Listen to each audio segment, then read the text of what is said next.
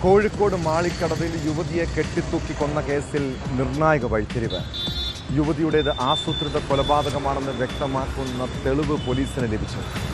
തൻ്റെ ജീവന് ഭീഷണിയുണ്ടെന്നും എന്തെങ്കിലും സംഭവിച്ചാൽ ഉത്തരവാദി വൈശാഖനാണെന്നും ചൂണ്ടിക്കാട്ടി കൊല്ലപ്പെട്ട യുവതി കൗൺസിലിംഗ് സെന്ററിലെ കൗൺസിലർക്ക് സന്ദേശമയച്ചതായി കണ്ടെത്തി. 16 വയസ്സ് മുതൽ നേരിട്ട പീഡനം ഉൾപ്പെടെ വിവരിക്കുന്ന ഡയറിയുടെ ഭാഗവും യുവതി കൗൺസിലർക്ക് വാട്സാപ്പിൽ അയച്ചു കൊടുത്തിരുന്നു. കുറച്ചു നാളുകളായി അകൽച്ച പാലിച്ചു നിന്ന യുവതിയെ കൊലപ്പെടുത്തുക എന്ന ഉദ്ദേശത്തോടെ പ്രതി വീണ്ടും അടുപ്പം സ്ഥാപിക്കുകയായിരുന്നുവെന്നാണ് കണ്ടെത്തൽ.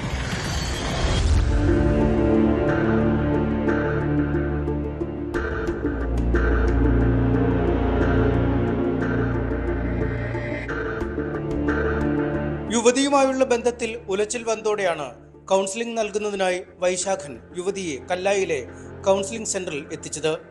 20-ന് നടന്ന സെഷനിൽ ഭാര്യ എന്നാണ് യുവതിയെ പരിചയപ്പെടുത്തിയത്. 22-ന് രണ്ടാമത്തെ സെഷനിലും പങ്കെടുത്തു. ഇത്തവണ താൻ വൈശാഖന്റെ ഭാര്യയല്ലെന്ന് യുവതി കൗൺസിലറോട് വെളിപ്പെടുത്തി.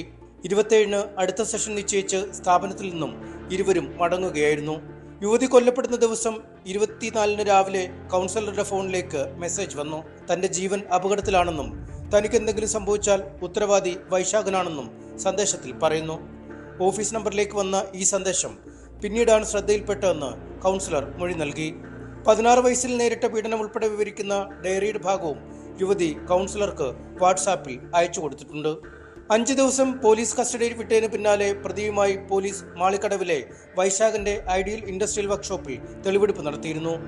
യുവതിയും വൈശാഖനും മുറിക്കുള്ളിൽ ഒരുമിച്ച് തൂങ്ങാൻ ശ്രമം നടത്തിയതും സ്റ്റൂൾ തട്ടിമറിച്ച് എങ്ങനെയാണ് താൻ യുവതിയെ കൊലപ്പെടുത്തിയതെന്നും പ്രതി പോലീസിനോട് വിശദീകരിച്ചിരുന്നു.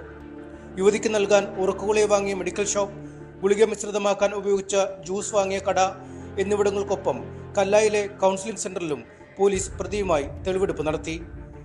കഴിഞ്ഞ ദിവസം വൈശാഖന്റെ വർക്ക്ഷോപ്പിൽ ഫോറൻസിക് വിദഗ്ധർ പരിശോധന നടത്തിയിരുന്നു.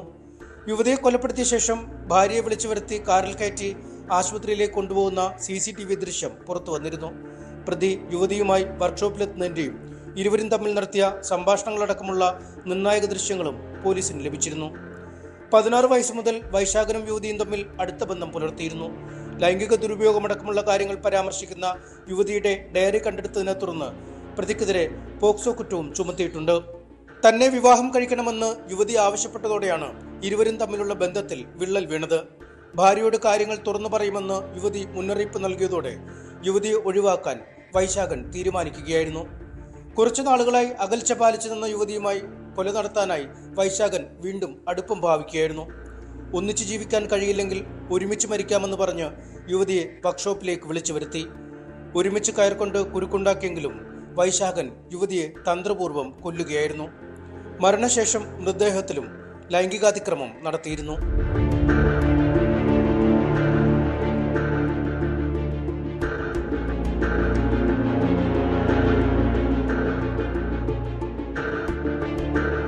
ന്യൂസ് 18 കോഴിക്കോട്.